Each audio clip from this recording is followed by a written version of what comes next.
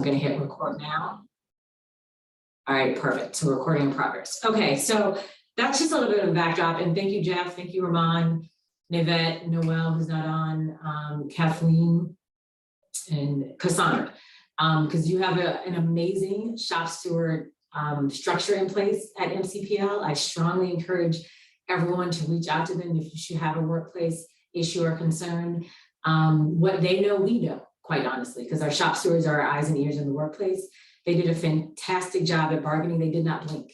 They did not blink. And so that's like, that's amazing, actually, because sometimes you will sit in bargaining and sometimes individuals fold a little too soon, but your group did not do that. And we pushed it out to the last possible date that we could after staving it off for a lot of months. And so, like I pointed out earlier in the collective bargaining agreement, management has the right to set the schedule.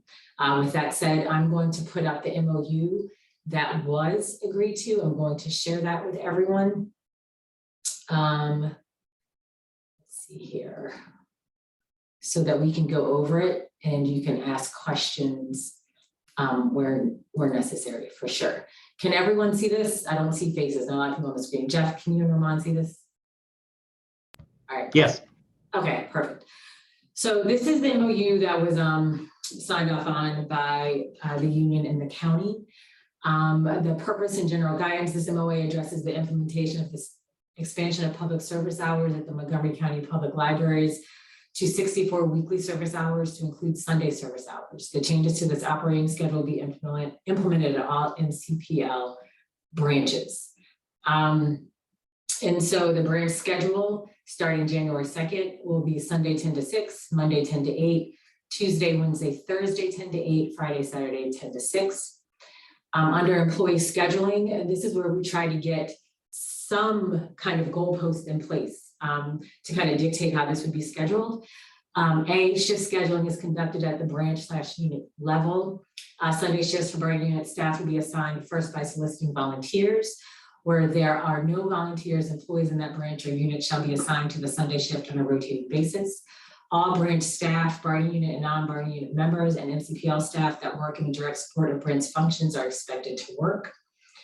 Under B, the parties acknowledge that it may be necessary to detail employees from one branch to another to ensure sufficient staffing for 64-hour weekly public branch service hours using the established process for implementing a detail.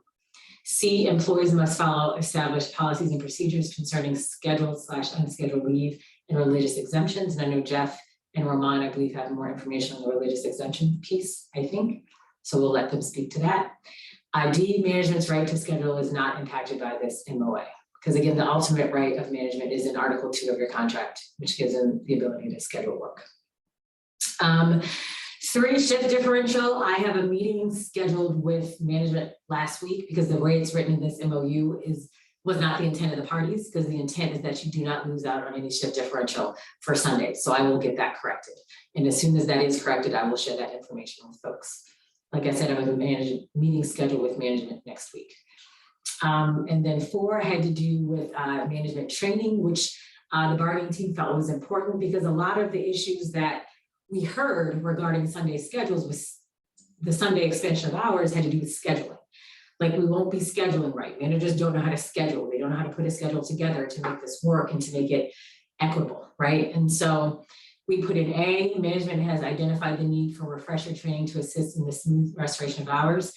Management will deliver training on schedule practices to all managers and supervisors in the department that will ensure successful implementation of this MOA. The department will advise the union in writing of when all managers that perform scheduling duties have received the above mentioned training. And then B just says also new managers will receive the same training. Number 5 has to do with duration. When they originally walked this across the table, they had that this would just go on indefinitely. That word indefinitely, just as a lawyer, doesn't work for me because I don't like things in perpetuity. So this MOA takes effect on January 2nd, but if there are issues and concerns and problems with it, please let me know, because I can demand bargaining pretty much over anything at any time. Okay, so this is not working, and we're going to have this as a standing LMRC topic.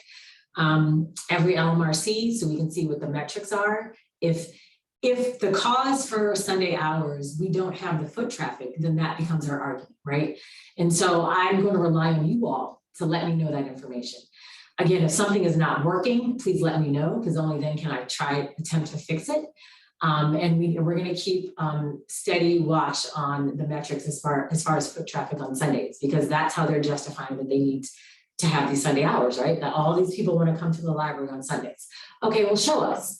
And if it shows that to be true, then okay, maybe this is something that needs to be done. But on the reverse of that, if it's not true, then we need to demand bargaining and have that very direct conversation. So that's why I didn't want the duration. We did not want, the bargaining team did not want that indefinite language in there, because this gives me the ability, gives us, your union, the ability to go back to the table when something is awry. All right. So that is the MOA. I think we sent you all a copy of it. If you did not receive the email blast from the union, please let us know, and I can ensure that you get a copy. And so that is that. Any of my shop stewards have anything to say on that piece of it? The religious exemption piece, Jeff, did you have anything, or Ramon, anything other to share on that?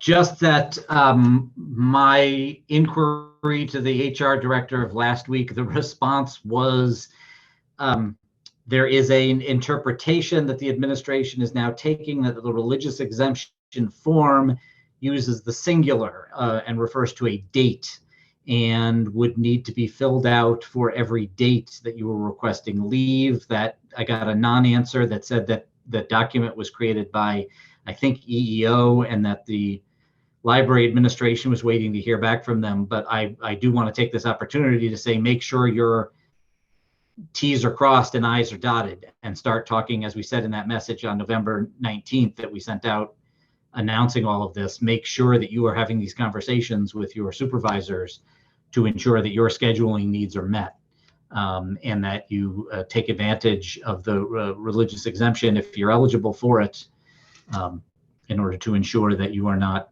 stuck working on Sundays that you don't feel able. The second question is one that also maybe I can go back to Lisa, because you said you were working on this. I see a couple of people in here.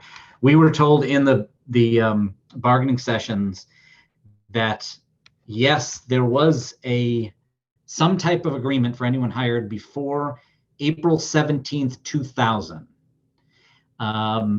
If you have documentation somewhere, please bring it to our attention, because we're trying to figure out what kind of a leg we have to stand on, because the administration's argument is that there are no exemptions, that all staff are eligible to work on Sundays. That's where we stand at the moment. Yes, and that is going to be, the bargaining team doesn't know this yet, but we have a meeting scheduled next week to address that very thing. And again, to Jeff's point, if you have any contractual documentation saying that you will never work a Sunday as long as you're an NCPL employee, please send me that, because I can use that because that's an employee contract, right? Outside of that, I have to maybe be a little bit more creative to see what kind of leverage I have in making that argument. Because again, because management does have the right to set the schedule, I don't know, unless it has that language in your original employment contract, if that meant in perpetuity. So that is something that I'm going to get clarification on, and I'm doing more research on. But we have a meeting scheduled next week to address that, to address acting pay. I know I've got a number of emails today about acting pay, and to discuss shift differential. And so those are the three things that are outstanding that we still need to address with management. So before we get into, go ahead, Ramon. Just by the way, when you get your pay stuff, when you paycheck, there is a date where you were hired. So that's a date probably we're going to take into account. So check your pay stuff online, and you're going to know the date you were hired. Thank you, Ramon, and thank you, Jeff. And so before we get into the chat questions, because that's going to be my next piece of this, is I want John Kilger to introduce himself. As I mentioned at the beginning, he's going to be the field rep for MCPL moving forward. I am still here, I'm still available. I'm just in a different capacity now, although I do still cover sites, but go ahead, John. Hey there, everyone. Thanks, Lisa. As Lisa mentioned, I'll be your new field rep covering this unit. I've gotten the chance to meet several of you. I'm still making the rounds, so hopefully I get to meet everyone soon. But I actually was an intern before I became a field rep here, and I'm really looking forward to working with all of you. Awesome. Thank you, John. And like I said, I'm still here. I'm not physically going anywhere. Just we are passing things on a little bit, but I love my libraries. So with that said, let's start with the questions. So I have a question, Lisa. I have a Yes, go statement. ahead. So I just want to follow up on, I did see a few statements in the chat in reference to the scheduling. And one of them stated that the manager started stating that the training wasn't helpful. We as staff and membership need to understand it's not our responsibility to train managers or make this thing easy. They have come to agreement in this MOA that administration will have them train to figure out every flexible option to make these hours work from volunteering on up. It's written in that MOA. So as you present with your manager to figure out your schedule, have that MOA in front of you. So for every manager who's not clear, it's their responsibility to schedule. And if they need help, then you can reach out to a steward for us to help them. But don't just accept what they're offering because you feel bad that the manager doesn't know how to do it. And again, if someone volunteers to work every Sunday, the remainder of that staff still rotates. Just because you have a volunteer doesn't mean that class doesn't have to work the Sunday. In order for this to come across and be totally fair and equitable, well, hopefully everyone does one a month so we can kind of live with this new scenario. Will make it a little easier. But a person volunteer doesn't mean the remaining staff doesn't have to work. Then also I believe it's either like library aides, again, every staff person has to work a Sunday. That library aide doesn't take away the service desk. It's just that they're probably doing things behind the scene. But yes, they still have to work a Sunday because again, it doesn't make it fair for the rest of us. That's all I have. Great points. Thank you, Navette. Okay, so we're going to jump into the questions. The captioning, I'm really sorry. I think I have to enable on the front end, so I can't do it once I start the meeting, but I am recording, so this is available. Robin, you're welcome. Let's go through. Oh, caption, sorry. I know how to do caption now for the next time. Thank you. Okay, Marco, I think Jeff spoke to the numbers that you put up. So just getting to the first question. Let's see. I will address Marco. Okay. Dana. Okay. So the first question that I come across, why do staff that can't work the service desk or answer the phone count as a person for minimum staffing? That leaves all customer interactions in person or phone to one staff member. And I think Kathleen, this is what you were speaking to, correct? Is Kathleen still on? Yes, I'm sorry. I was typing in that the form is called the religious belief reasonable accommodation. It's not an exemption. It's, just going on that. But yes, I don't believe you can consider an administrative, whatever, the library aide. They can't work the desk, so they can't count them.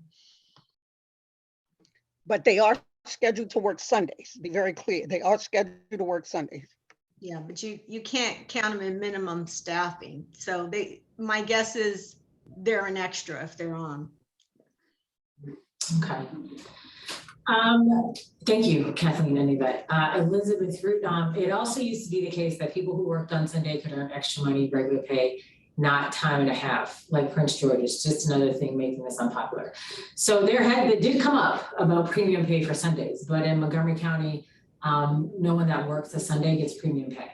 So that made that a more difficult lift. But they do have a differential in Prince George's County. So the next time that we go back to the bargaining table, that is something that we can definitely bring up because we can compare ourselves to them as fellow librarians. But currently in Montgomery County government, Sundays, just the mere fact that you work a Sunday does not garner premium pay. Elizabeth, does that answer your question? Or was that question more of a statement, but. Okay. When we excuse me, I'm Elizabeth. Doesn't completely answer it because the Sundays used to be in addition to other hours, like at least if you were part-time. So you were still earning an extra 4 hours of wages, even though they weren't a premium. But she's taken even that away. Actually, so- that's not entirely true, because I was part-time staff. We were required to work a certain number. And if there were extras, sometimes they would offer it up for extra money, but technically that wasn't a regular thing, actually, because I know I worked them for a very long time. Yeah, we would need clarification as to whether somebody whose regular hours has a 20-hour a week or even a 30-hour regular week, if the Sunday, my understanding was the Sunday would replace the rest of the hours during the week, not in addition. So in other words, I don't think it's going to be the case that part-timers could possibly be working 28 hours a week by working a full day Sunday essentially as a sub and then keeping their other standard 20 to Literally, 20 they said no when Yeah, I that Yeah. wasn't my understanding either. Yeah. So if they you said- work 8 hours on Sunday, you're doing 12 as a 20-hour week. You're doing 12 hours between The rest of the week. Monday, Tuesday, Wednesday, Thursday, and Friday. Yeah, or 4. Or again, you can work 4. You can work 6. There's a certain amount of flexibility there. And just so everybody knows, this came up. Somebody asked me that the 4-hour Sunday was a non-starter. Administration insisted that it was, I think somebody used the word nightmare to schedule. And the problem, of course, is that I think all of us on the bargaining unit are full-timers. If we had somehow managed even to get a 4-hour Sunday, we would have been exempt from it. So all of the full-timers would not have been able to work Sunday. There is an issue with the federal labor law in terms of exempt and non-exempt and who can flex things to work a 10-hour day. But for equity purposes and given the short staffing, that the 8-hour day was the best bad solution we could come up with, given the circumstances. And remember, we had the problem with some circulation were not allowed to flex their time, so they couldn't do the 10-hour day, and they were being asked to take leave, and we didn't want that happening to people. And I'm pretty sure they didn't want to get into that problematic situation. So that's why they were very adamant about that 8 hours. And I just want to follow up also, if all staff should be able to kind of see the pattern, administration is so far trying to backfill positions from people who are part-time to full-time. And then they eventually post those vacancy announcements of the 108 open to the public. The goal is they only want to hire full-time in order for these hours to work. That's why it's a whole 8-hour day. Any person that's frontline service, that's part-time, is gonna have to work an 8-hour Sunday, because other than that, it's not fair. If you only have one info, one cert, and that cert person is part-time and they want to do 4 hours, where's the coverage for that other 4? Just schedule-wise, it doesn't make sense. Now, again, those hours come off of that part-time person's schedule during the week, but a goal is for everybody to hopefully do one Sunday a month. That way it's fair across the board. It doesn't totally change the part-time person's schedule every week because you're only doing one. And that's the information that you have to pound your manager with when they're trying to figure out these schedules. Administration is constantly saying we have enough staff to do it, even though we as staff who are in the building every day, who works already these weekends, that's what's constantly short, we know we don't have the bodies, but because they are adamantly saying they have enough staff and they're continuing to hire, we need to hold them accountable to schedule the staff they have. Perfect, thank you. When we were doing Sundays, staff at some branches were scheduled every other Sunday. The staff at other branches were scheduled for far fewer Sundays. How do we make sure everyone is treated the same? So I know that the MOU touched on a rotation piece. So our idea with this is that the weight should be carried equally throughout, right? Or equitable throughout. And so there might be situations where if everyone in team, jump in if I'm wrong, but in my head, this is how it works. If everyone in the branch has already worked a Sunday, or something happened where someone is out and they'd have to double up, that someone from another branch could be rotated over to cover a Sunday, right? So someone didn't have to carry more of their load. Was that the thinking with that language in there? Jeff? It was, but you just have to be clear. Every branch complement is different. The bigger branches have more staff. So those bigger branches they would still have minimum staffing at this point because we don't have staff. But I can speak for my branch, Long Branch. We have 10 staff members. We only have enough for one info, one cert on a Sunday in order for this thing to work fairly. That may not be pleasing to give multiple maximum capacity of service, but we have the doors open. And that seems to be what administration wants. They constantly keep saying it's a full service day, but we know we don't have staff for full service day. Germantown or Gaithersburg, who have more staff, but again, we have a staff complement of every branch. Even with them being a bigger branch, they staffing levels doesn't show that they have enough staff for 4 Sundays in a month. The most they can do is 4 people. I believe one of those branches have like 20 staff members. So if you have 2 info, 2 cert, that's 4, 8, 12, that's 16 in order for everyone to do 1 Sunday a month. Those are the kind of the way you have to have these schedules in your head when you go approach your manager. Okay, thank you, Neva. Increasing branch operations for public/customers access means that other units should also be increased. Deliveries on Sundays, this increase in work hours should be felt by all staff. And I think they said, did they say during bargaining, team, remind me, refresh my memory, that there would be deliveries on the weekends or there wouldn't be? Like, what was the outcome of that? They behaved as if there would be, but we don't even get them every day now. So I think that's just pretty much not being totally honest with us, but we'll see, I guess. I'll be holding my breath waiting for that Sunday delivery. And I also think they're proposing at some point when we're totally fully staffed. Because we know we don't get delivery now. There's 4 drivers to be able to do 7 days a week, but they're constantly saying Sunday is counted as another day, whether it's delivery, whether it's IT, whether it's them. They say they work Sundays, they just do it through a service telephone. So we know that's not helpful as a body, but that's the conversation they constantly keep happening when they want to say that everyone is included in Sundays. Okay, we have a manager who thinks Sundays are important enough to staff them even better than weekdays, don't know how to deal with that. Well, and if you run into a problem where some of these situated employees are not being treated the same, please let us know for sure.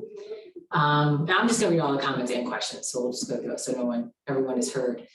It's my understanding that the DCPL asked for volunteers to work on Sunday. They were paid extra before they made it a work expectation.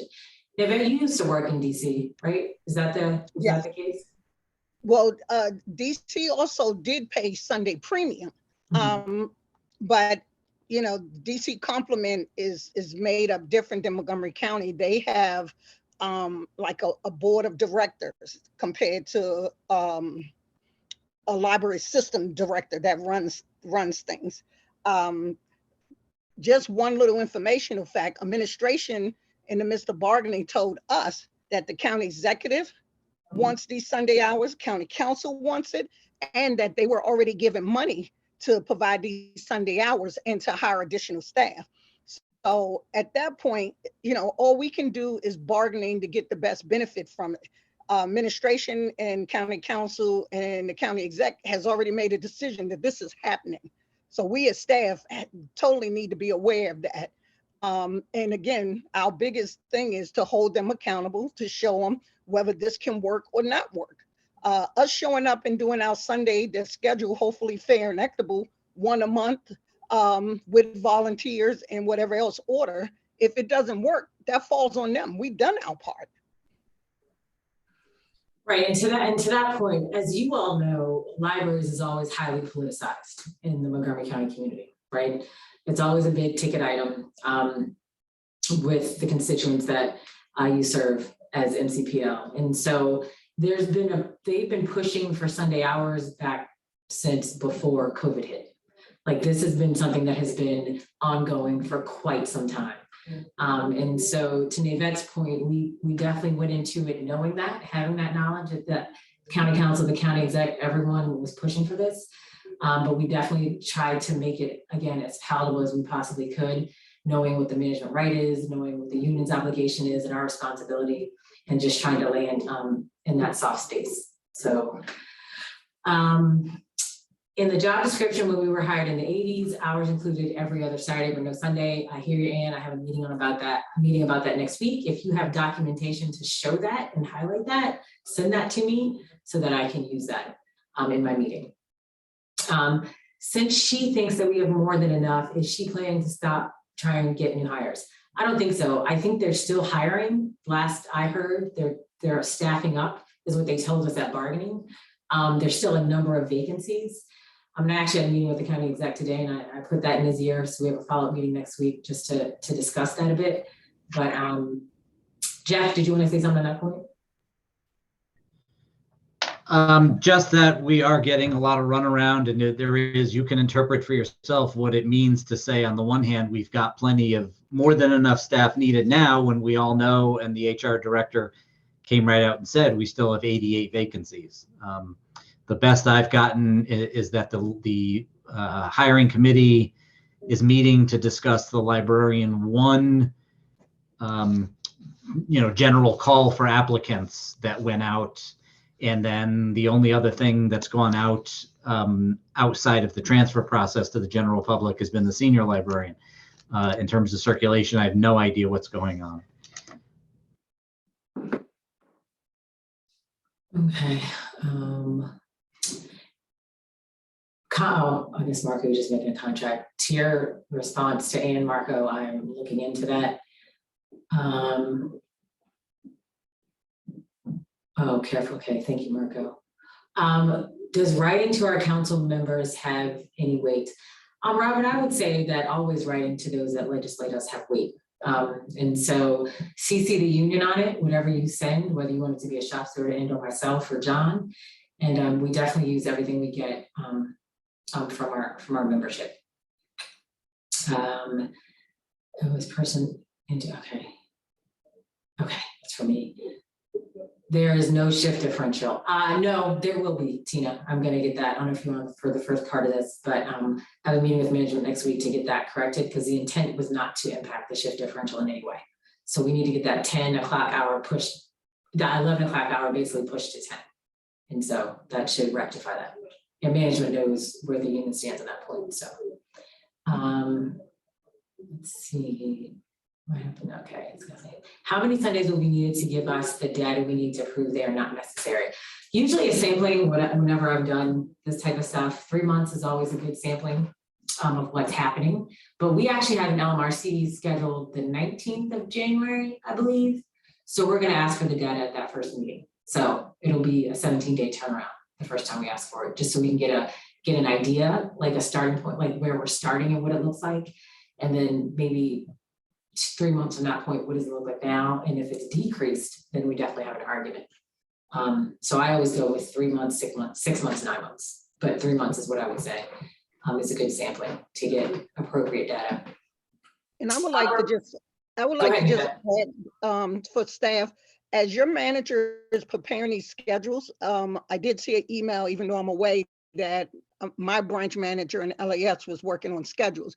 So if they're presented you with a schedule and you think it looks crazy and unfair, and you've had that conversation, if you don't mind sending it to one of your stewards, just so we all as a collective can try to figure out a better way for them to help them schedule, or to point out to them that this is excessive and the MOA was written for this not to be.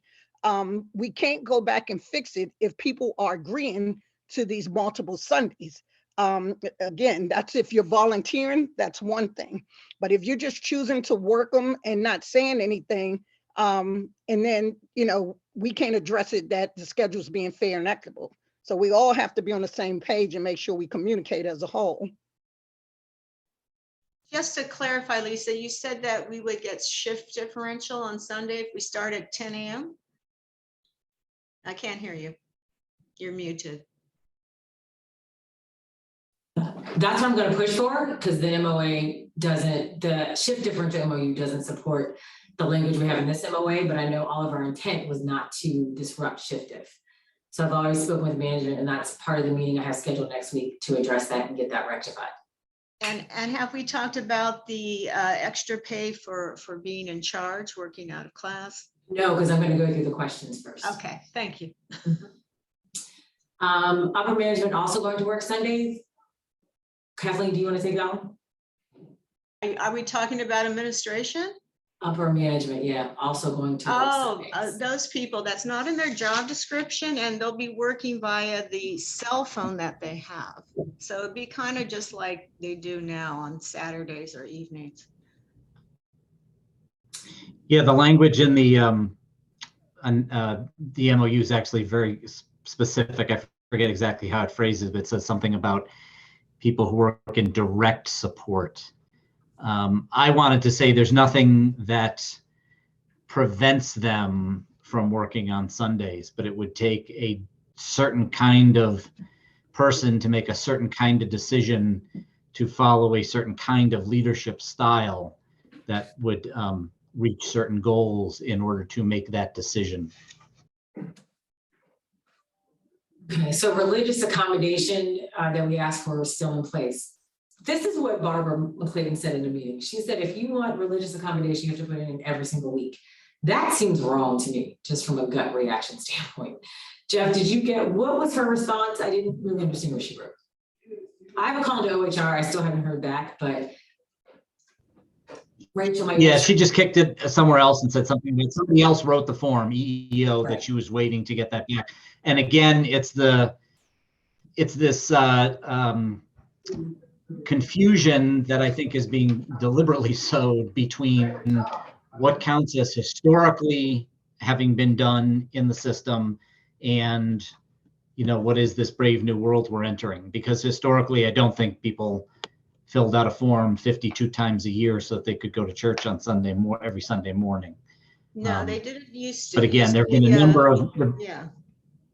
there have been a number of new interpretations that we're dealing with here in terms of trying to figure out what direction they're going.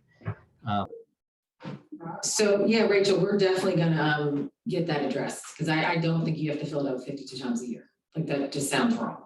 So that will be addressed in this. I have a call to OHR. I still haven't heard back, but as soon as I do, I will share that with you. Can I make a comment about this? Sure. I don't work near my home. I work the fullest extent of the county. I live in Damascus and I work in Chevy Chase. This removes my opportunity to go to church because my church services are at 10 in the morning.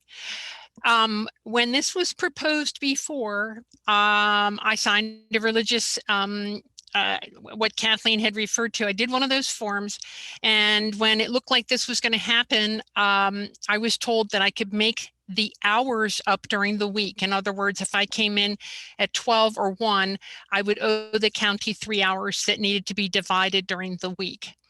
I don't know if that's changed because now we're now talking about 8 hours and not 4 or 5. It was one thing when it was 5 hours. I could probably go to church and get to work. Now the option for me to go to church is totally removed. And I thought that we had an understanding at some point that religious observations were something that needed to be considered. And I make a comment here in one of the more recent AMA conversations, I heard out of our director's mouth something about work-life balance and how the management was trying to create a more equitable work-life balance for its staff. I don't see in any way how this regime, this new regime, and or making religious observation difficult for those of us who wish to do so is a work-life balance understanding. It is counter to work-life balance. It is exactly the opposite. And for those of us who look to spiritual renewal, if you will, in any way, fashion, whatever day of the week it is, and it just happens to be Sunday for me, this is a direct hit at anybody who is trying to, when they are at work, be a better person, to be someone who is able to have a spiritual and religious experience that takes them to a different place when they know they have to step into MCPL every week to try to do their job. And I know this sounds very nasty, and this is on a recording, and I don't care, because this is something that smacks right in the face of work-life balance for all of us. You are literally obliterating people's weekends by doing this. If you are working a Sunday, you probably worked a Friday, or you're working a Saturday and Sunday. And at my branch, that would mean 2 of them a month. So this hogwash from the management or from our director, if I hear those words work-life balance come out of her mouth when she talks about anything related to this initiative, I'm going to really take her to task on it, because it is the antithesis of work-life balance. It's absolutely it's an initiative that is unfounded, and I don't think it's fiscally correct. And I think our hiring and our opportunities for being able to get good candidates when they have choices in other systems nearby to have a better opportunity at work-life balance and a better compensation if they do have to work on Sundays, I do think it will do a lot to harm the recruiting process. And I'm sorry I got on a tear, but I've been on this religious observation thing for a long time. I was a regular Sunday service person when I came into the system. For 4 years, I worked every Sunday, and it was 4 hours, and then it was 5 hours, and then it was 4 hours again. At no point did anyone think an 8-hour Sunday was really necessary. And if it was, they were looking at people outside of the merit employees to fulfill that obligation. Thanks for your time. And I just want to follow up to Rachel's statement. And we as staff, when Anita has her AMA next week, that's why she's having it the week after we've had both of these town halls. We have staff has to hold them accountable to these service hours. Yes, they're already implemented, but she needs to hear from staff that we're not fully staffed, that, you know, this spreadsheet keeps saying we have staff to do this. We are the bodies in the building that know we don't have the staff to do this. We have to hold them accountable that there is no work-life balance. You know, we can't vent among ourselves as being membership in part of a bargaining in a union, but we're not making administration responsible. They have the right to dictate this, and they didn't put us first. If we all know, you saw the Anita's announcement after the union sent out their blast, every other word in that announcement said the public loves this. We have to give them service. Kids need it. Parents need it. Well, we're parents. We have kids. Like, it didn't reference not one thing about my staff is excellent. I'm sorry to put this hardship on you. I put you in mind. So on the ask anything, when that question thing come up, hold them accountable. And I will state that I came back to them again and again, especially for people who are single parents, maybe don't have childcare or are taking care of elderly people. Sunday is not a regular day for childcare or elder care at all. The answer was, well, I had a letter from a woman who wanted story time on Sunday because she works. When they talk about work-life balance, they are referring to the public, not to us, meaning they care about the customers, not you. And again, like Navette said, you need to mention this to them. They need to hear it from every single person that we're shorthanded. Not only are we shorthanded, we will definitely not be doing any story times on a Sunday when we have minimum staffing levels. But they are going to spin this, and there's a lot of people running for re-election, remember it's election year, spin this to the public as, look, we're open and we're going to have programming. We're not, and we all know that. I appreciate that comment, Kathleen, because it is absolutely true. It is so evident that staff are second and we are customers too, by the way, but we also are staff first.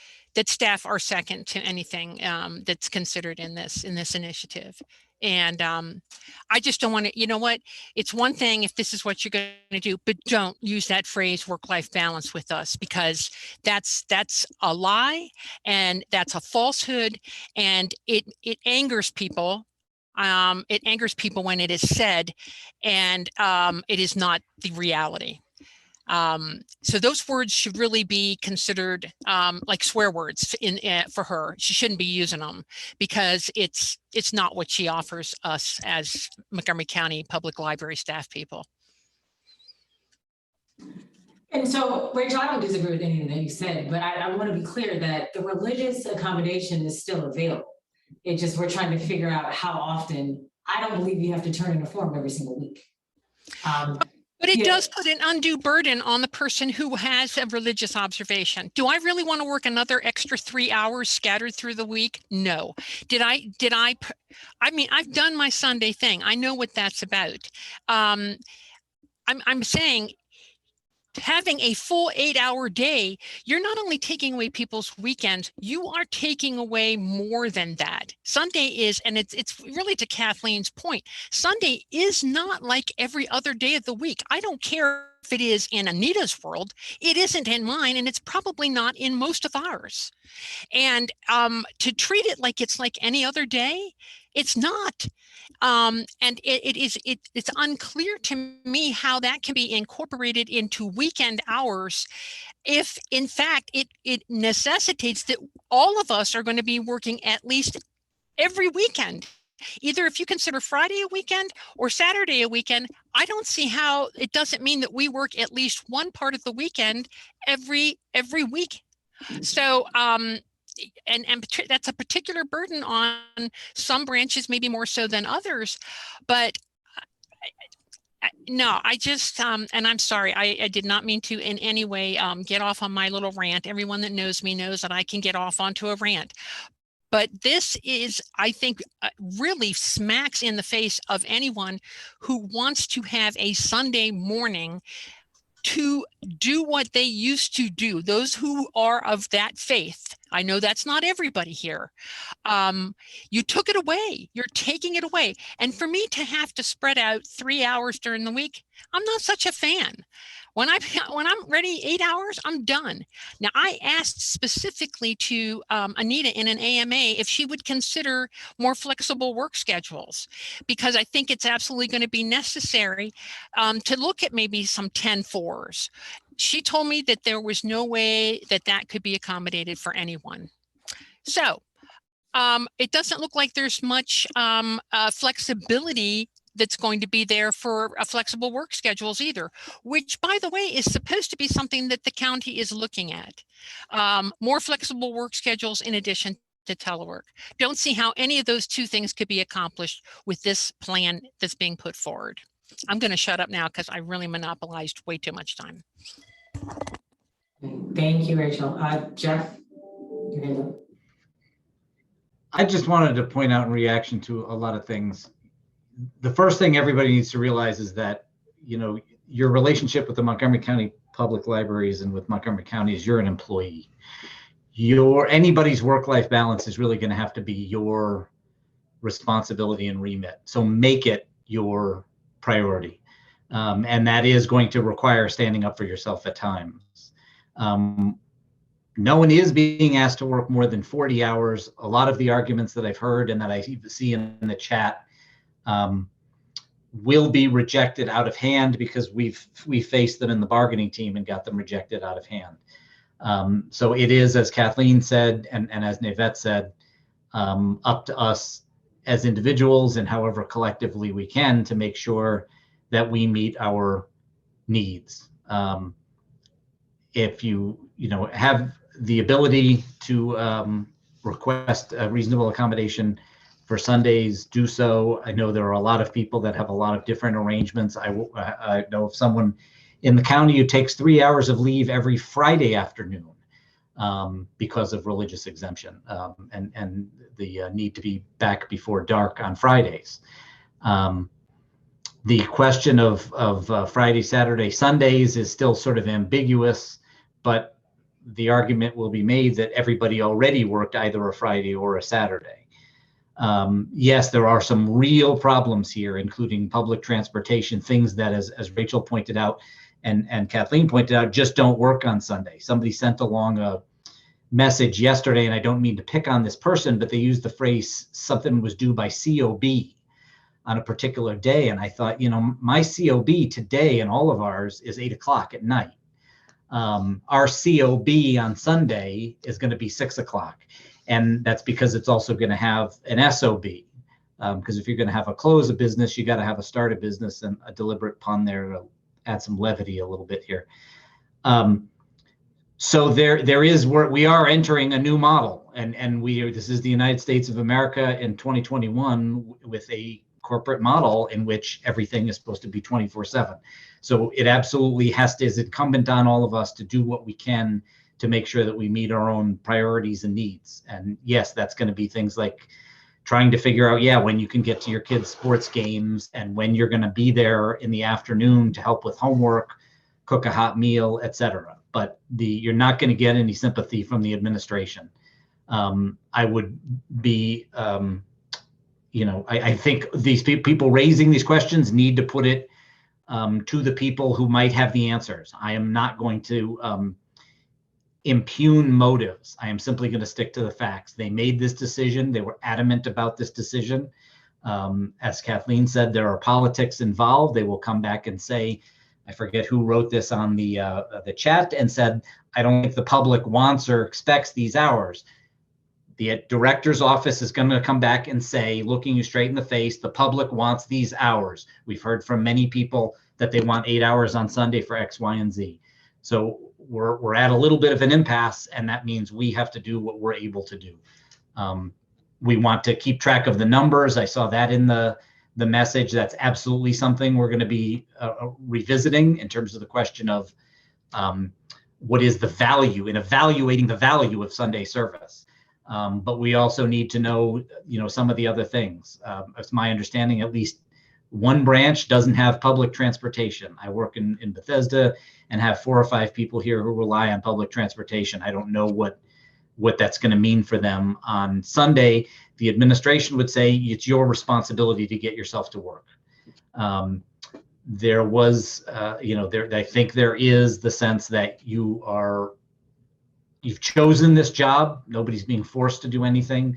We do have contractual obligations to work the hours, but we also, do not forget this, have contractual benefits and contractual mechanisms for trying to defend ourselves. But there is a lot of this that right now is not going to be able to be met. I know there is a lot of anger and a lot of things that people are upset about.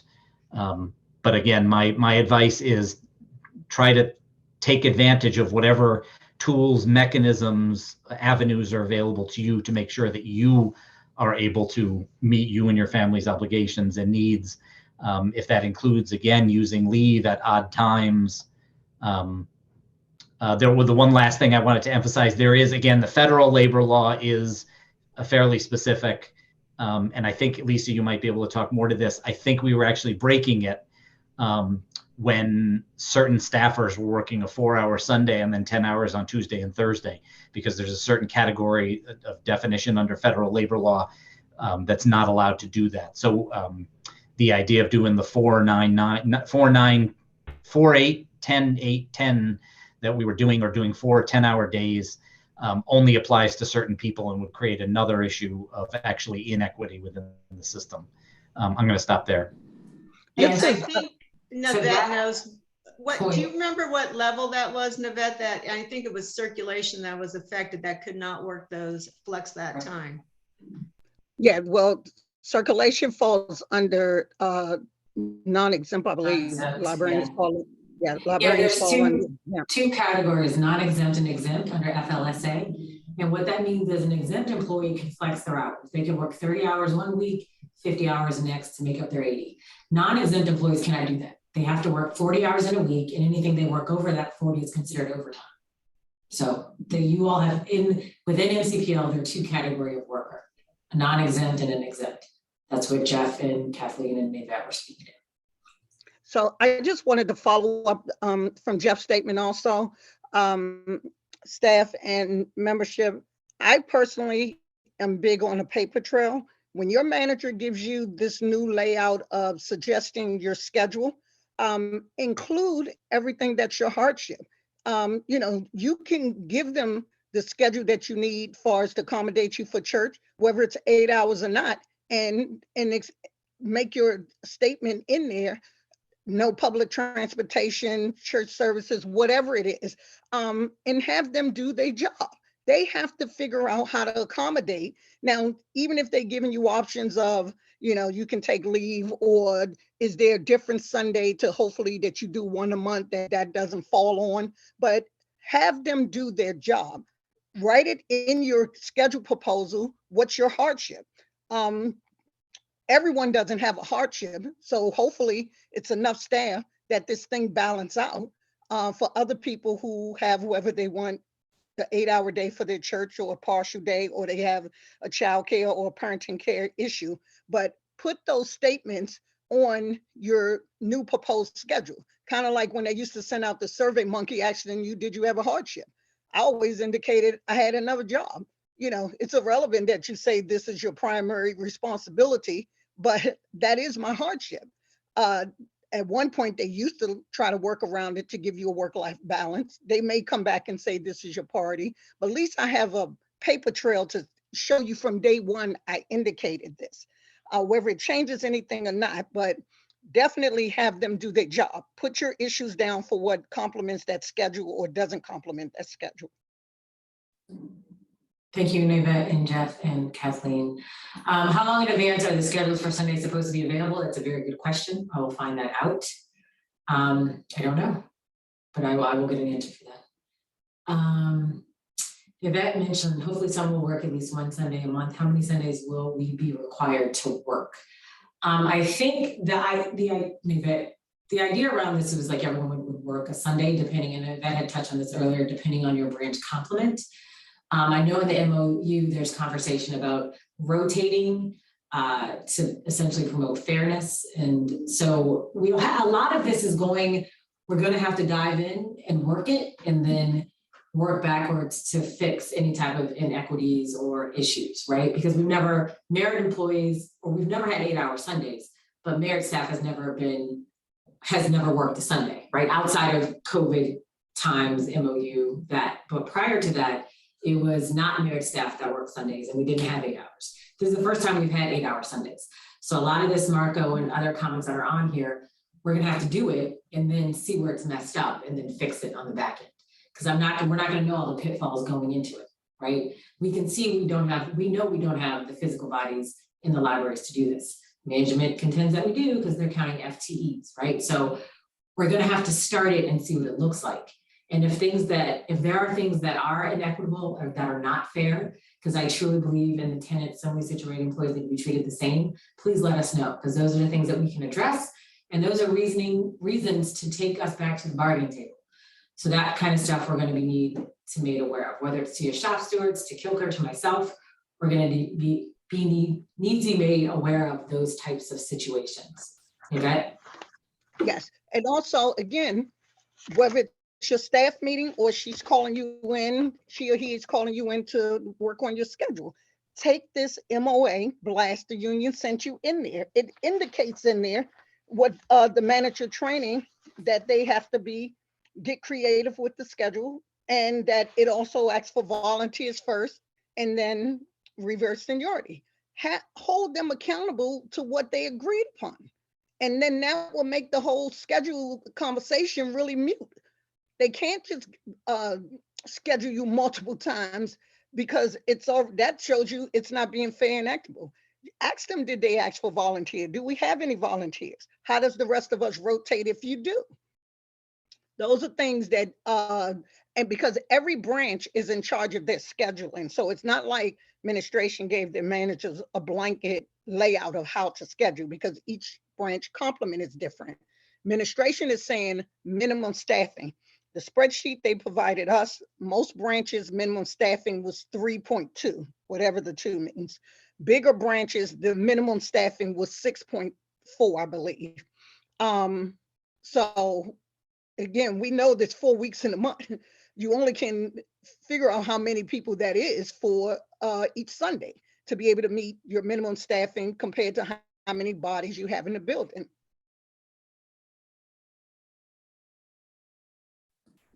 Thank you, Yvette. I don't think the public expects or wants us open for 8-hour Sundays. Why aren't we just following our previous model with only certain branches open on Sunday and staffing with subs and half-timers? The subs and half-timers piece, not all the subs and half-timers came back after the pandemic. So we don't have the numbers of subs and half-timers that you previously had, according to management. For me, it seems like they always wanted to open up this 8-hour Sunday even before the pandemic hit, and that they wanted mayor staff to do it. That's the vibe that I got from the very beginning. And so with that, certain branches, we put it on the table that let's just start this as a pilot and only do 6 branches to start and see what it looks like. We even upped it to 9 branches to start because it was only 13 branches prior to all of this that had Sunday out. So that's where we wanted to land, but management did not want to land there. Jeff, did you? So we had, what did we have, 6 counter proposals going back and forth, including some that were frankly harebrained. But we were trying every possible thing. And at one point, if somebody on the administrative side asked me based on one of the proposals, so how do you foresee staffing this? And I had to say, staffing is not our problem and scheduling. That's your problem.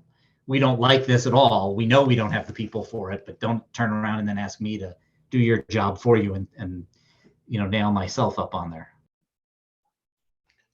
And also, administration stated that they are not hiring subs, they recalled subs, and so far 15 has come back.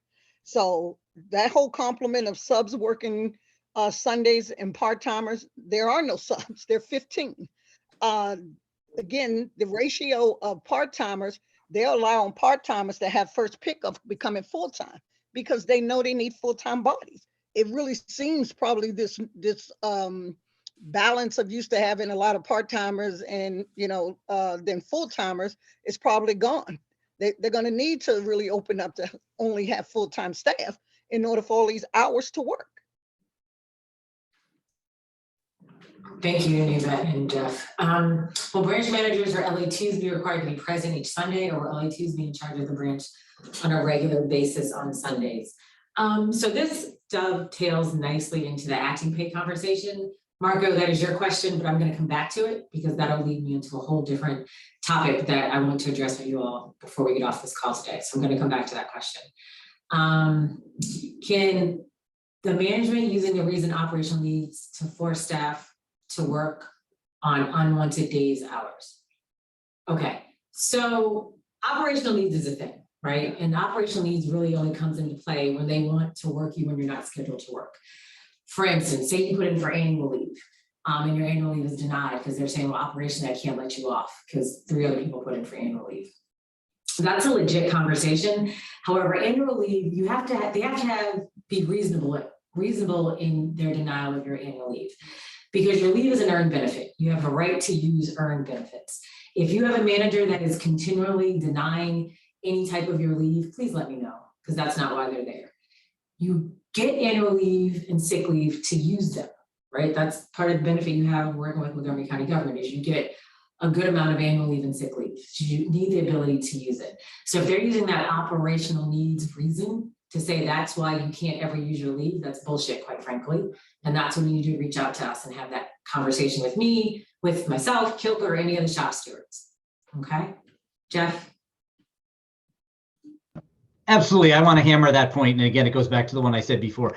Your leave is not a favor that the managers are doing for you. It is not a something out of the goodness of your heart that the administration is providing. Your leave is part of your earned compensation. Use it for what you need to. If you feel you have been inappropriately denied, you've got to bring it forward because that is our compensation. And that is one of our tools that we use to achieve work-life balance. Again, it is not, and Yvette said this earlier about you got to not feel bad for your manager when they say, oh, I don't have anybody else to work that day. That is not your problem. You have got to do what you are contractually allowed to do. And again, the benefits that we get in terms of leave especially are part of your earned compensation from doing the job, not a gift.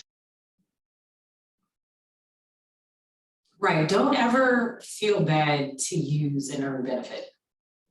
And I'll just leave it at that. And then, of course, people have to make their own decision about that, but you earn that and you have the right to use it. So someone that's continually denying it, that's problematic for me.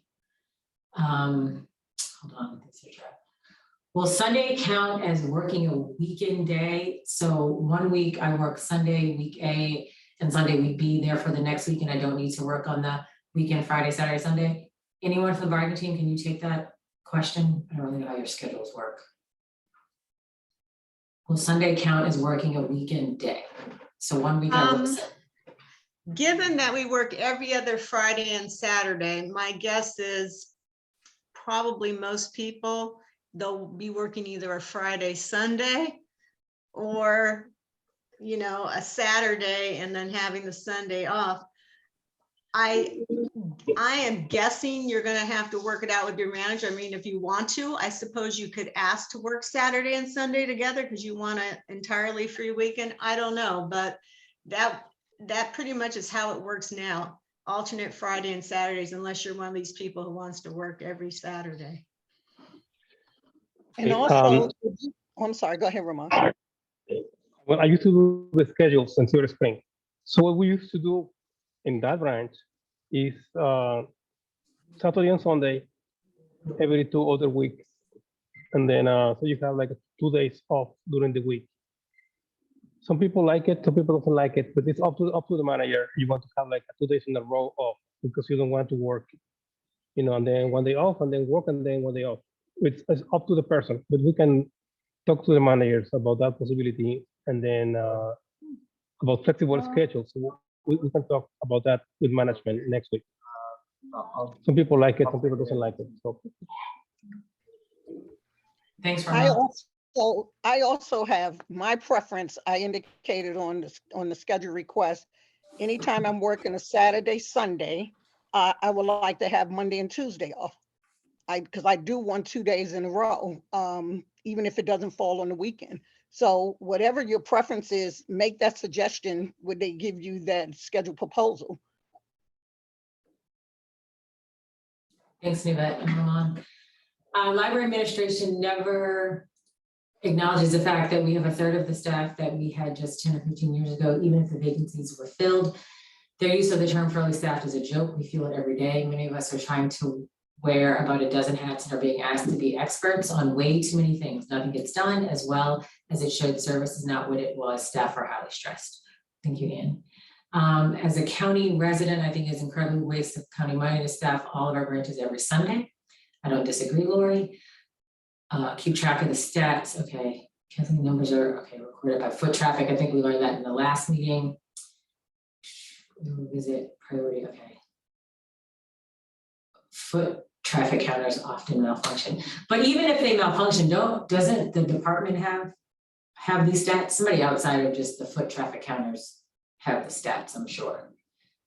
There's a counter, Lisa, and if it's not working properly, the count will be off. But personally, I am going to be making sure when I'm there, I'm writing down how many people I see walking in that door, because sometimes only management can get access to that door counter, only certain people. So they may try to fudge those numbers. So if you are really concerned about it, like I am tallying the numbers of who's walking in. Thank you, Kathleen. Since seniority comes into play, can we get an updated list and clarification of how it's determined? Absolutely, Sue, I can get that for you. It is important to know where you rank on the seniority list. Let's see. We have serious, okay. A concern about safety of the branches. Yes. Just a follow up to the seniority list. Again, every branch, ask your manager to post your seniority list, ask your manager to post your person in charge. That should be a part of your information board. So you guys do know who's the next person to be in charge, or now that we're on a rotating schedule to seniority, that's the conversation you have with them. Now that this schedule should be rotating fair and equitable, I want to see. That shouldn't be something that they refuse. And if they refuse, again, then we can point back to the MOA that shows them that it says there's a sequence to the order. But you need to, every staff person should request that. Thank you, Nivette. In 2022, there are several months with 5 Sundays a month, which are January, May, July, and October. If we already short-staffed 4 Sundays, how will we manage a 5th Sunday? Renee, that is a good question. And per like Nivette's advice, it's definitely a conversation you need to have with the person doing the scheduling, who is the manager. I don't know how the schedules are done. I don't know if a manager just gives you all the schedule, if you all sit down as a team and decide on the schedule. If you can push for it in your libraries, what I would do if I worked at NCPL is I would push for a team approach scheduling so that we could all be on the same page with how things are scheduled. But again, I don't know. I know that each branch has staff meetings. I don't know how you all address these things, but seeing as this is new territory that we're embarking on, I quite like the let's sit down as a group of staff members in this branch at our staff meeting and figure out the scheduling piece. I don't see why we can't dictate that portion of it. And also too, once you establish your schedule, it should continue to rotate. It's not no particular order, because someone else may say, I can do the first Sunday a month, but I can't do the third because I have plans. So your manager may have to, change some things around. But if you already work the first one a month and then it's 5 Sundays, chances are you're the person for that fifth, unless something changes as far as a leave request or anything else. Okay. No, perfect. Thank you, Nivette. And though, hold on a sec. Is the foot traffic counter digital? I have no idea. Do you all know if it's digital? Yes, they're usually digital. They're usually at the entrance of your door.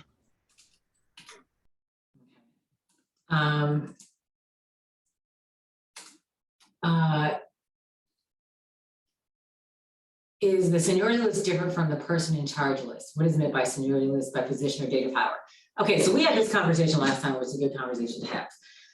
I don't know off the bat how your seniority is done. Often the default in the collective bargaining agreement is time in county. That is the default in the CBA. So your retirement is based on your time in the county. Now, I also cover public safety, and I know in corrections, they voted about 15 years ago to have their seniority based on time and rank. So someone who was coming from the outside, who had a lot of time, maybe in the county, say a bus operator was transitioning to be a correction officer. They had 20 years in county service, but only 4 years as a corporal in the jail. That 20 years shouldn't bump them ahead of other corporals that have been there longer. So they voted on time and rank, like I said, about 15 years ago, maybe less. And so the default is always county service. How long have you been employed with the county? Now, maybe some of the bargaining team can speak to how your seniority is done. If it's done per branch, if it's done time and classification, I don't know how it's done, but I definitely already have an email into Barbara McClayton to get a response to that. So as soon as I know more, I'll let you know, Marco, but maybe some of your colleagues have insight on how it's done at MCPL as far as seniority is concerned.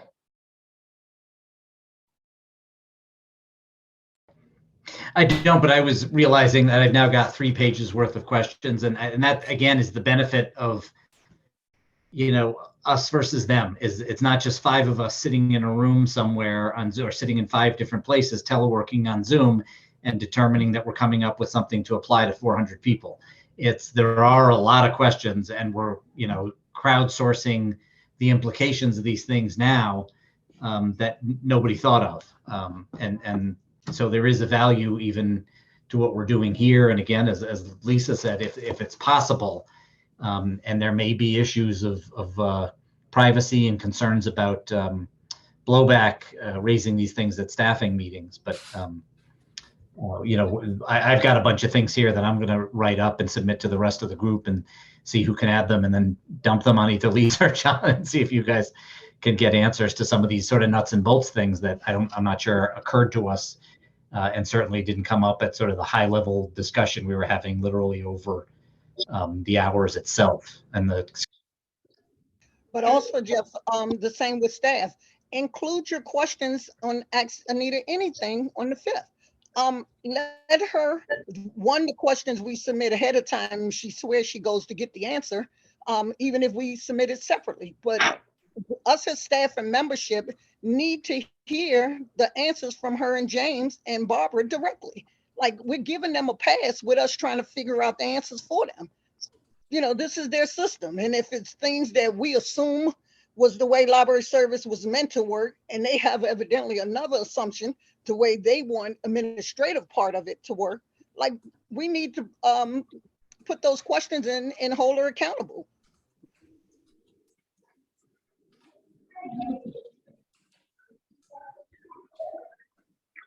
Yes, thank you, Jeff and Yvette. So those were all of the questions. So now I'll just open it up. Does anyone have anything else that they want to discuss and or ask? And then if not, I can go into the acting pay conversation. So I'll open it up for further questions at this point that are not in the chat.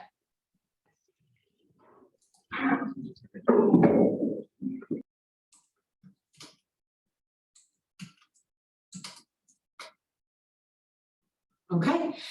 And so I take that as there's no more questions about this, but again, keep us abreast of how things are going once they start. Any other questions you have up until the point that they start, I will get back, let us know those, and I will get back with responses to the ones that I have here to get answered.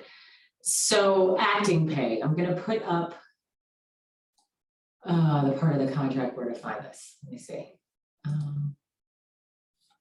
Hold on a sec.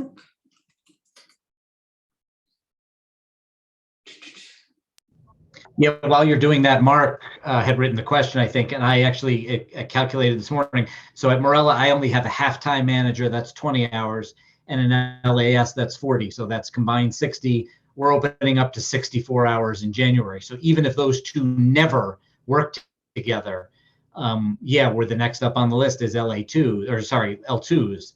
And obviously they will work together. So it could be a day or a full day or parts of 2 or 3 days that non-managers are the person in charge. And that's what Lisa's, the why this is so important to understand now what she's. Okay, thank you, Jeff. So Marco, to the question that you asked previously, 23.3, the bold is the new language that we just bargained last full term bargaining. And this falls under acting pay. And what it says is this: employees will not normally be assigned to a higher classified job unless required by workload as determined by the employer. Employees formally assigned to a higher classified job shall be paid an hourly differential of $5 for all hours worked in the higher classification. What this means is if you were told by your superior to do the duties or perform the duties of a higher classified position, you should be receiving $5 for hours you worked in that higher classified position. This is new language. Prior to this, it was you had to be in that position for a year, a temporary position for a year or more, or for a year to get that pay. We took that out because a lot of managers were using that to their advantage, as you can imagine, having employees doing higher classified work and not paying them for it, right? That flies in the face of everything a union is because we don't work for free. And so, again, the bold language that is new: employees formally assigned to a higher classified job shall be paid an hourly differential of $5 for all hours worked in the higher classification. And the reason I bring this up is this came up at bargaining. And so I reached out to Jocelyn Sanders, who's the OLR for MCPL. And I said, look, like, I'm going to tell folks if they're told, assigned by their supervisor to work in a higher classified position, to put down, because there's a drop down under MC time, to put down for that acting pay. And what she said to me was, well, management doesn't see it the same way. And I said, I find that difficult since I was at the bargaining table. I know what the intent of the language was. She said, well, person in charge doesn't mean what you think it means. I said, well, in charge can only mean one thing: you're in charge. And so, which is why I demanded a meeting with management next week, because essentially what I'm going to tell them is that the union will rely on the contract language that was mutually bargained between the parties, the county and the union, and that if we need to grieve these, we will do so on a case-by-case basis. Because if you're formally assigned to a higher classified job, you should be paid the $5 an hour for all hours worked in that higher classification. Does everyone understand that? Lisa, let me ask a question. The claim I have is, I don't know where it is in the MC time. You know, it's built in MC time, because managers claim that there is no code for that. Maybe we have to find out the code. And secondly, I know people where I work in Germantown, even myself, who's working many days as the person in charge of the library, basically. Well, you So I have think we have to. yeah. And the thing is, where the grievance can be filed, because where the language is violated, is you have to put in for it. You can't do it and not put it down in your timesheet and then they take it away, right? Because that's my grievance, is you were the person in charge, you put in for it, because I had someone email me today. They put in for it and their timesheet was changed saying that I can't approve this. That's where the grievance comes in, right? Because at that point they're violating, in my opinion, the contract language. If you don't put in for it, I can't address it. You can't do it, not put it down and say, oh, Lisa, I did it, but they never gave it to me. Because then my next question is going to be, did you put it down, right? Because that's where the violation of the contract comes in to play. Okay, so I mean, we need to find the code for in the MC time. I have no idea what it is, but we have to find the code. So the code is acting, ACTING, primo, PROMO. As soon as you click on the drop, go to the letter A, it's there. Okay, acting. Thank you very much. Yes. So I just want to follow up to what Ramon had stated, and also Lisa. Again, that's why it's important that you have your contract in front of you. I will recommend making a page of 66, 67 that states acting pay.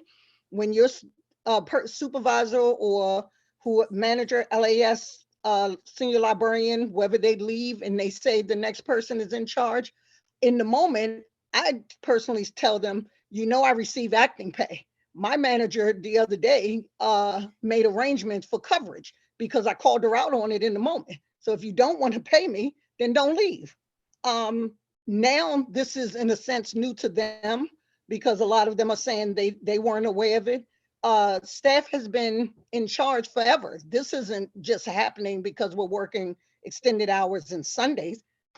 This contract has just been agreed to July 1, 2020 through June 30, 2023 is when this acting pay went into effect. So have a copy of your contract, show it to your manager. In that moment, if they still leave and you are in charge, put it on your timesheet. I constantly tell Long Branch staff, make a note of why you were the person in charge, the manager that stated it to you. That way, when you go back to grieving with Lisa, you have a paper trail of what happened. That my manager got sick for the day, LAS wasn't there, we have no senior librarian. It's easier to remember when you have some documentation compared to later trying to pull back a timesheet that we're grieving and we don't have a conversation that implement why you were the person in charge to receive that acting pay. So it's new to all of us, but document it. You worked it, you earned it, so you should receive it.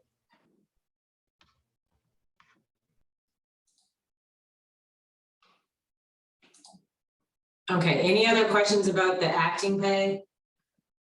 Okay, is being in charge of a branch from time to time formally considered part of the L2's position, or is being in charge working above an L2's position? You would have to tell me, as I don't know what an L2 does. So I know that there are duties that fall within an L2's position, that everything within your job description should be the duties that you do. I know sometimes it expands out beyond that as operationally necessary, and other duties as assigned. But another duty as assigned couldn't be, you have to go work at the jail on Saturdays, right? That clearly falls outside of what your L2 duties are. There would have to be a very robust conversation about what the duties of an L2 entail and what they don't. So that's more of a question, Marco, that you would have to ask your colleagues, because I don't know what L2 duties are and when you're working outside of that. So in advertisements, I believe, for the L2 position and in our performance reviews, it does say something along the lines of occasionally you're in charge of branches. Okay, well then management would argue that point, right? They would say their natural argument would be, well, this is part of the L2's duties. And so your union would argue the contrary if you all arm us with the information in order to do that. Okay, but however, I mean, you read the description, you're in charge of the people in the adult services, children services, you're in charge of circulation, for example. So the L2s are in charge of a department in the branch, or a section in the branch. Information, but not circulation. When you are the person in charge, they're in charge of the whole branch. So also I went and I pulled up seeing the VOT Barbara posted for senior librarian.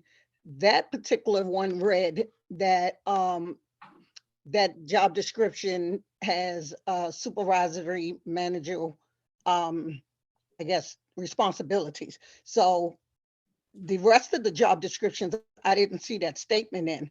Someone in our first meeting did mention that it may say that for librarians 2 and 1, that in your PPE, there's a statement that you may be in charge, but your PPE and your job description are two different things. And the key is it has to be you were formally assigned to a higher classified job. That is the key phraseology in that sentence.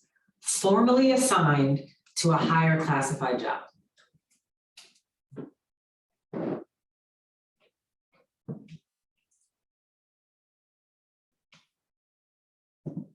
Okay. Any other questions? Anything else from the bargaining team?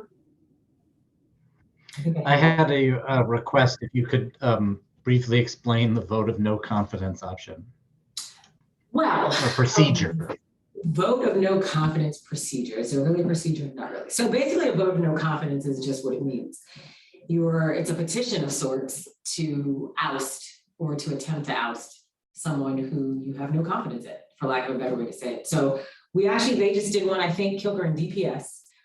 They had a petition vote of no confidence against their director, and Kilgore can speak to this more directly than I can because I wasn't really involved.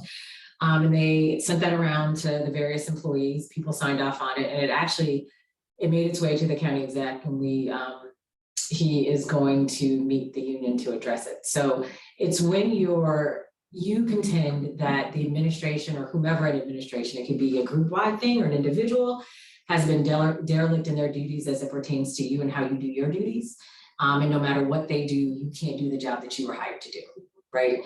And so because of that, and because of what they're doing and how they're handling this department, I have no confidence in their abilities going forward or that they will correct the situation. And so that essentially what is a vote of no confidence is.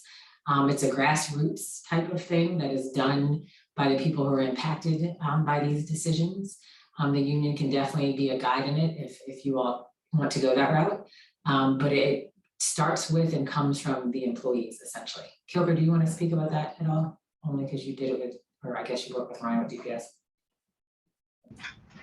Yeah, so I was involved with the vote of no confidence with DPS. And like Lisa said, it's not something that's in the contract. It's not a grievance procedure or anything like that. It really is, it would come from the employees. And really what you would want to show is you would want to show an overwhelming majority of employees. It couldn't just be, a handful of employees. It couldn't just be a few people here and there. It would need to be everyone, and you need to show a demonstrable actions that you could speak to that you have no confidence in this person. And the one in DPS, I think there was, I want to say there was close to 70%. So we're looking at, it would be numbers like that would go to the executive and show him these are the reasons why we don't have any confidence in this person.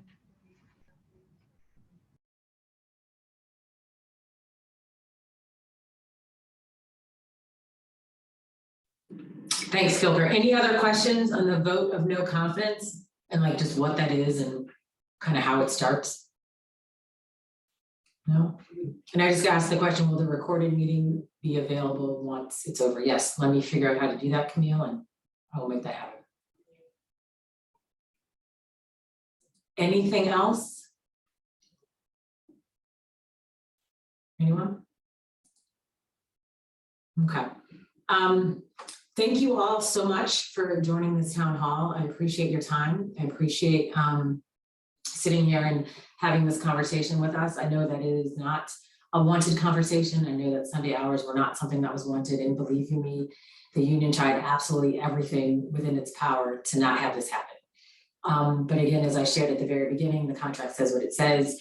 Both the employer and the employees, who is the union, as we represent you, we all have rights and responsibilities in the contract. But like I also said, this does not end the conversation and or the fight where appropriate. If things are not going well, if there are questions or concerns that you have at your branch, because things just aren't working, please let us know.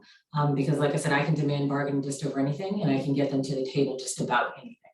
So please reach out to us. We can only address what we know. If we don't know it, don't be mad that we don't know it. You have to share it because that's how things hopefully get resolved. Or at least we have a chance at resolving it. So please reach out to us. Like I said, I'm still definitely around. Bargaining team, we're gonna have meetings next week that I need you all to be a part of, that I will be sending out that invite so we can get these other things cleared up. And Kilker is here as well. You can reach out to him if you have any questions or concerns, but just keep the lines of communication open. I know that you don't always agree or like what the union does or where we have to land, but sometimes we land in places we don't want to be, and we just work through them and make them the best that we can make them. And so, would this names go straight to this? No, the name, Cindy, would not go straight to the CE. We would present it as if it were coming to the union on the employee's behalf. So, okay, if there's nothing else, wait a second, here's another one. The branch manager should not have the branch analysis here. I'm told that this is in charge of the building. Does that mean I am in charge of the staff or anything else? Would I be eligible? Joe, that's a good question. Do you all see this question up here? If you have a LAS in the building, that LAS is who is in charge. It goes by the chain of command. So branch manager, I believe branch manager, maybe the LAS is second, and then the senior librarian, before it starts to filter down.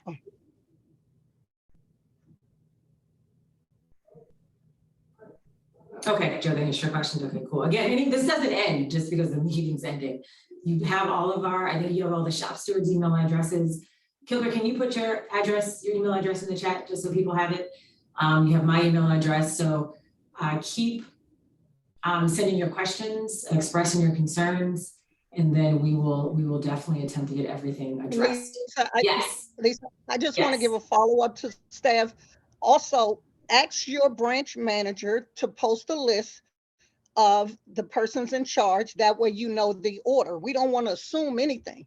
Every branch should have the person in charge posted on your information board. And now you also should be able to ask for the seniority list so you know who's the next person. You may have 2 or 3 librarian 1, but one has more seniority than the other. We just don't know that as being staff unless you have conversation with people. But your branch manager should provide that for every branch. So let's not assume the direction, whether it's the manager, senior librarian, or LAS. Ask your branch manager so we are clear. Jeff has a question. I just wanted to put in near the end here a plug that tomorrow the McGeo is having its regular quarterly meetings. If you haven't gotten an invitation to one of those and are interested, go ahead and you can send me a message. But that's a great way to see what the wider union is involved in on a county level, interact with some colleagues from other departments, find out what's going on there. And we are in the midst of a political races for next year. And we do have a very important endorsement or endorsements to make as an organization, at least. So if you're interested, please find ways to get more involved in the union. Thanks, Jeff. That's a good point. We have membership meetings tomorrow. I encourage everyone to attend. They're open meetings. There's open discussion, open conversation. You can see what the union is involved in. As just mentioned, it's just an open forum for everyone that we represent. So, okay. No other questions? Bargaining team, do you have anything else from Yvette or Lamont, Kathleen, Jeff? You all good? Kilker, do you have anything? No. Nope. No, okay. All right, everyone, thank you so much for attending. I will get this recording out to whomever I need to get it out to as soon as possible, so that others can view it. And please reach out if you should need us. Have a wonderful evening, everyone. Thank you, Lisa. Bye. Thank you. Thank Take you care, very everyone. much. Thank you to everyone. You Bye, everybody. very informative. Bye.